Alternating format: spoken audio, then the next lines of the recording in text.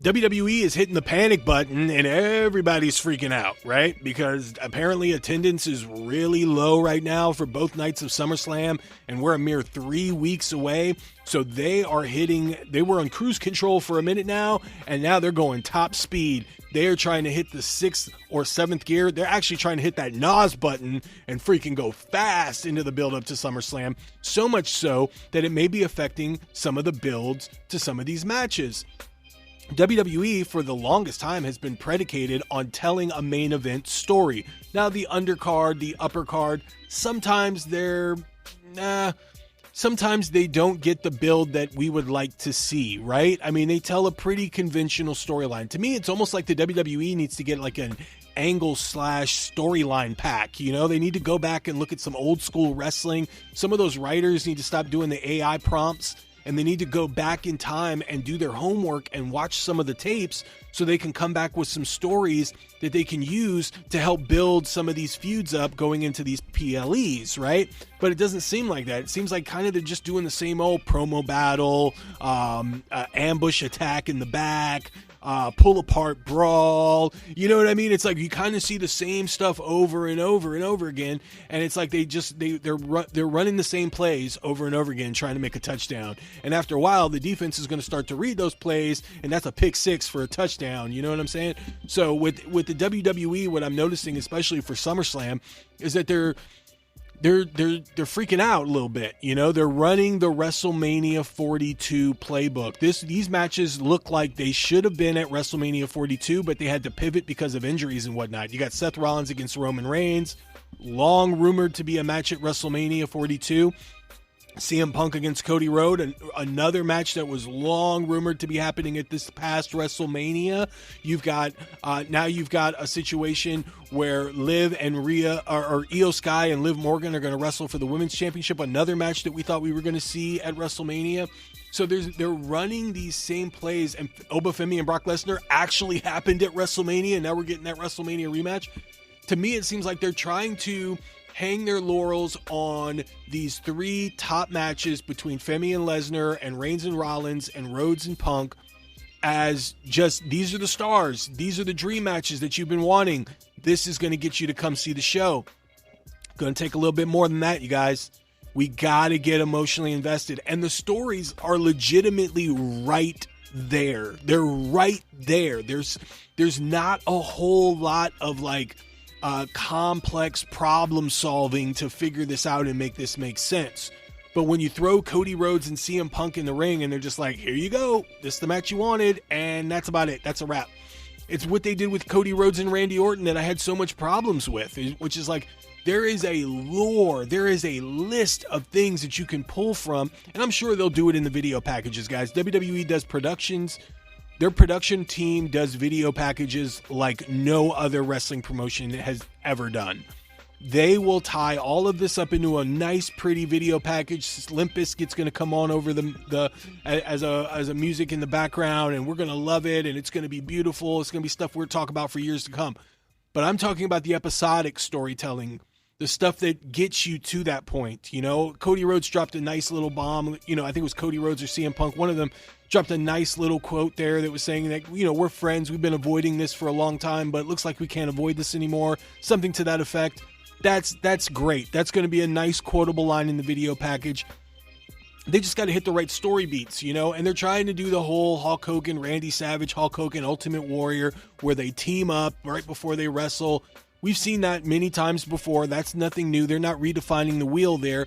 But, you know, that's also something that they can utilize, is not just the pivotal stories that we all remember, but if you go back to Jim Crockett Promotions or early WWF, they were running some really, really clever stories that they didn't take up too much time on television, that were actually effective and they actually worked. And nothing that I can pull out of the top of my head right now, but there's stuff there. Like with Gunther. Gunther he attacked Nick Aldis, right? And so furthermore, we're probably going to get Nick Aldis against Gunther. Gunther's going to add another person that he retires from professional wrestling, from active professional wrestling competition, in Nick Aldis.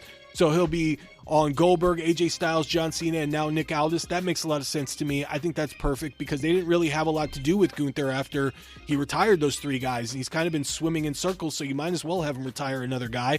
That might help build him back up and get some more momentum, because other than that, there wasn't really much for him to do. I heard there was rumors of him wrestling Royce Keys for a long time. That would have been a stinker. And the only reason that would have been a stinker, no disrespect to Royce Keys or Gunther, I think they're phenomenal athletes, but what kind of story are you going to tell there? What kind of buildup are we going to get? You know, Royce Keys has a hard enough time getting the crowd to be emotionally invested in him, and I think he did a really good job this past Friday on SmackDown by running this promo with Jacob Fatu, and Jimmy Uso, where we actually got a chance to understand where he's coming from, his story. We were invested in. He's like, you know, look how many friends I've lost.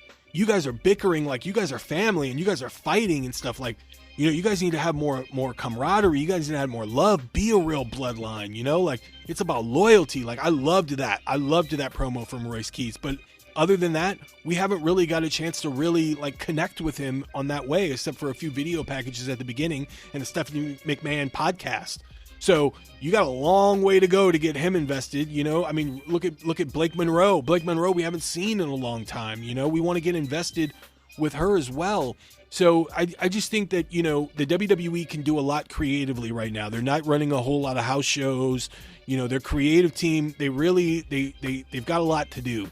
You know, and I think some of those creative guys, instead of being yes men, and look, hey, I want to preface this by saying this. I'm no creative guy. I'll leave that to Robert Karpelis, a former creative wrestling television writer. He worked for MLW as well. His podcast, Rumor and Innuendo, with Dominic D'Angelo, Monday through Friday at noon Eastern, is a podcast that I really enjoy listening to just because of the great minds. I love Dominic D'Angelo's takes. I love Robert Karpelis' takes. And plus, the guy's been in the business, so he's legitimate. You know, he knows what he's talking about. And furthermore, he's almost like an oracle. That is not me. I'm a wrestling fan. I'm a wrestling historian. I have a weird brain where I can remember a lot of stuff from the past, and I can pull different angles from back in the day and different matches that I enjoyed that were pretty niche or nuanced or rare, you know? Like, I like doing that stuff. And it's one of the reasons why I'm sitting here talking to you guys on a microphone about this product right now, because I enjoy professional wrestling, and I also enjoy the history of it and how sometimes things can be a little cyclical, and you can pull stories from back in the day that many don't remember and redefine them and give them a fresh coat of paint, if you will. So I think that the creative team can do stuff like that, and it can be really fun. But if you're just a yes group where you're just like, yes, Paul, whatever you say, Paul, and I'm talking about Levesque, not Heyman, you know, yes, Paul, whatever you say, Paul, yes, Mr. Hayes, yes, Mr. Pritchard, you know, that's not going to work. You know, you gotta balls up and come up with some crazy ideas that's going to get the people talking. More than a pull-apart brawl, more than a promo battle.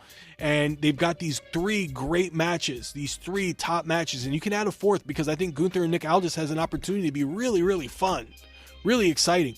When I saw Gunther attack Nick Aldis and choke him out, and I've been saying this for months, you guys, I wanted Gunther to snap. Like, really snap, like Bob Backlund did in 1994. If you guys don't know this as a wrestling old head, give it a goog. Go YouTube it. Bob Backlund used to snap, and he used to put like writers and journalists and announcers in the crossface chicken wing, which is where he would pull their arm behind their back, and then he would wrench their neck going in the opposite direction of their arm until they would pass out. And then he would look at his hands, and his eyes would get wide. That's the only thing that was missing from Gunther attacking Nick Aldis, was to look at his hands, and then maybe look up to the sky, like his eyes start to snap, you know, because he's a monster. And that's who Gunther really is. They've had him as a chicken shit heel for a long time, and I never understood why they would do that. Why are you going to do that? He's more than a chicken shit heel. He is a final boss. He was a final boss before The Rock. You know, it's like doing stuff like that, little tweaks like that can be so effective for a character and their development. And that's what they're missing right now in the WWE. They're kind of just going through the motions. And look, I get it. They got TKO. They've got sponsors. They've got television executives that are telling them what to do. You know what I mean? They're telling them who they want to see and what they're trying to do, like what they're trying to hit, what marks they're trying to hit. You know, you got to run 4 matches. They got to go over 10 minutes at the very least. So you don't have a lot of room for a lot of other matches and stuff like that. Like, I get all that stuff, you guys, but they have an opportunity to really, really start to define their new generation. And I think a part of it is because they don't feel their backs against the wall until recently. Right now, their backs against the wall, because I think they've only sold like 22,000 tickets for night 1 and like almost 30,000 for night 2. All right. And that's a 70,000 seat stadium that they just booked 3 weeks away. So they got a lot to do and they don't have a lot of time to do it. So their back's against the wall. So I firmly believe as an eternal optimist that because their back's against the wall like that, they're going to try their best to make you purchase that ticket to get you in that stadium. And they don't got a lot of time to do it, but that's when WWE, I feel like, is at their best. If they've got competition that's really knocking them out of the water, then they got to start doing that. I mean, they're running Cody Rhodes against CM Punk. They're best friends. They're going to become rivals. It's no different than if you look across at AEW, they got Will Ospreay against Kenny Omega. It's the same play. Just different ages, different eras, different history, different lore, but it's kind of the same idea. You know what I mean? They don't have a monkey on the back of Cody Rhodes, but I'll tell you one thing, the monkey on the back of Cody Rhodes could be several guys. It could be Randy Orton. It could be Drew McIntyre. He can go after both. He can go after Cody and he can go after Punk. You got Sami Zayn roaming around there. Kevin Owens could make his return. I firmly believe CM Punk is going to retain this title, but I don't think he's going to do it as cleanly as you might think. I think there's going to be some interference, but that's just me. We're a little early out before predictions, but I'm just throwing that out there. So there's a lot of different ways that they can go with this build-up, and they're probably going to do about 7 matches per show, and I think we've only got 6 matches that have been made official, but I think 4 of them are super official, and the others are kind of like, just more than likely going to happen. So the WWE, they're just going to have to really start to step it up creatively, and AI ain't going to be able to do it, y'all. It's a great assistant. AI can assist you in a lot of ways, but AI can't be the catalyst for everything that you do. You can't expect them to run all of these plays. You have to have the minds, the real human brains in there that understand this form of entertainment, that have the ability to recall and do their homework and do the studies. An AI prompt is not going to send an NBA team to the finals, y'all. Not going to send an NFL team to the Super Bowl. You know what I'm saying? It's not going to send a football team to the World Cup. But they can help. They can be of assistance. So I'm not claiming that the WWE just leans on AI just completely, but I have heard rumor and innuendo about that.